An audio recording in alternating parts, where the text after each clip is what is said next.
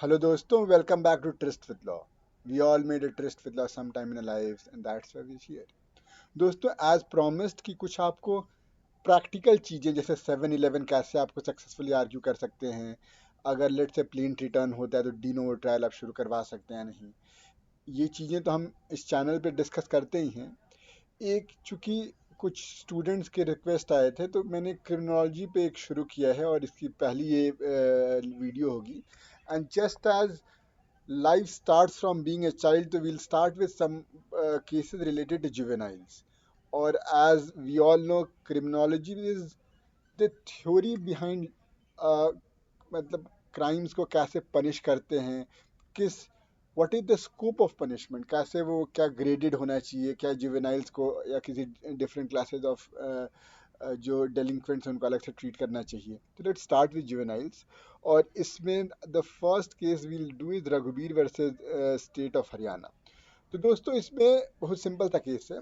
CrPC मतलब ऑस्ट्रेल CrPC के section 5 में सेविंग्स क्लॉज थे कि दिस इज अगर कोई स्पेशल कोई लॉ है तो वो प्रिवेल करेगा, this CrPC will not prevail over it. और अगर ये नहीं भी सेक्शन 5 होता तो भी this is a general rule कि भाई स्पेशल लॉज विल प्रिवेल। तो सेक्शन 5 ने वो उन लॉज को स्पेशल लॉज को सेव कर दिया था। अब सेक्शन 27 ऑफ सीआरपीसी भी ये कहता है कि अगर आपका पनिशमेंट मतलब किसी बच्चे के लिए जुवेनाइल के लिए अगर पनिशमेंट लाइफ इम्प्रिजनमेंट या डेथ से नहीं है तो सेक्शन 27 के अंडर लिखा गया था कि वो चिल्ड्रन के लिए जो स्पेशल एक्ट्स हैं उसमें ट्राई किया जा सकता है। मे वर्ड वॉज यूज। इनफैक्ट मैं आपको उसके रिलेवेंट प्रोविजन आपको दिखा देता हूँ। सेक्शन 27 यहाँ कहीं कोट हुआ है। इनफैक्ट सेक्शन 27 ये लिखा हुआ है, any offence not punishable with death और लाइफ इम्प्रिजनमेंट, ठीक है।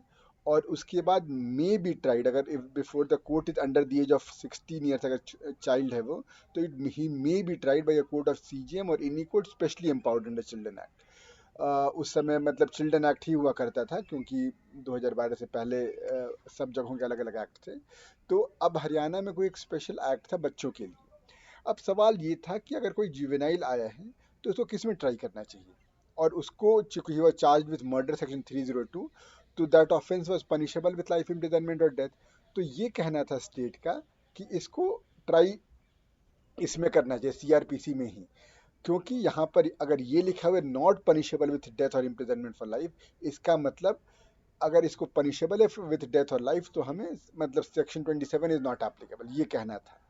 और सेक्शन 5 में भी उन्होंने ये कहा था कि जो सेक्शन 4 जो सॉरी इट्स सेक्शन 4 में भी उन्होंने ये मान लिया था जैसे सेक्शन 5 कि in the absence of a specific provision to the contrary, state का ये कहना था कि section 27 is a specific provision to the contrary, जो कि कह रहा है कि अगर लाइफ इम्प्रिजनमेंट और डेथ से नहीं पनिशेबल है तभी तुम ऐसा करो। तो इसलिए section 5 will not hold ground. लेकिन अब आप समझिए, आपके हिसाब से in absence of specific provision to the contrary किसको लिख रहा है। अगर मैं ये केस पढ़ा और मैं ये प्रोविजन पढ़ूं तो इसका मतलब मैं ये समझूंगा कि अगर उस लॉ में ही लिखा हुआ है कि भाई सीआरपीसी होल्ड करेगी या ये नहीं करेगी कुछ भी, तो अगर लॉ में लिखा हुआ है स्पेसिफिक प्रोविजन में तो फिर सीआरपीसी लगेगा। लेकिन यहाँ पर the council for the state obviously true to his duty, उनको तो अभी अपनी ड्यूटी करनी थी, तो ही सेड कि नहीं, absence of specific provision differs to section 27 भी इसमें फॉल कर जाएगा। फाइनली कोर्ट ने इन सबको मना कर दिया और कोर्ट एक मध्य प्रदेश हाई कोर्ट के एक जजमेंट पे भी थोड़ा बहुत रिलाई किया ये कहने के लिए, although the name of the judgment is not mention, कि यहाँ पे कोई रिपग्नेंसी नहीं है। वो लॉ हरियाणा ने गवर्नमेंट ने बनाई थी, CrPC the centrally made law under concurrent list, तो इसलिए रिपग्नेंसी ऑफ डॉक्ट्रिन अंडर आर्टिकल 254 तभी लगेगा जब इरिकॉन्सिलिएबल हो। बट यहाँ पर जो सेक्शन 27 है वो तो बस एक इनेबलिंग प्रोविजन है, मे बी ट्राइड, ऐसे सिचुएशन में मे बी ट्राइड कहा गया है। ऐसा कहीं नहीं कहा गया। डॉक्ट्रिन ऑफ रिपग्नेंसी कब लगता है कि सेंट्रल लॉ कहता है गो लेफ्ट और स्टेट लॉ कहता है गो राइट, तो फिर गो लेफ्ट प्रिवेल करेगा, गो राइट वॉइड हो जाएगा, इतना मतलब टू दैट एक्सटेंट। तो यहाँ पर कोर्ट ने कहा कि both can coexist because both are occupying different fields. तो दोस्तों इसके साथ हमारा ये केस पहला ख़त्म होता है। आई होप आपको समझ में आया होगा। कोई दिक्कत कोई परेशानी कमेंट सेक्शन में बताइएगा। मिलते हैं अगले वीडियो में किसी नए क्रिमिनोलॉजी के ही केस के साथ। Till then, bye bye.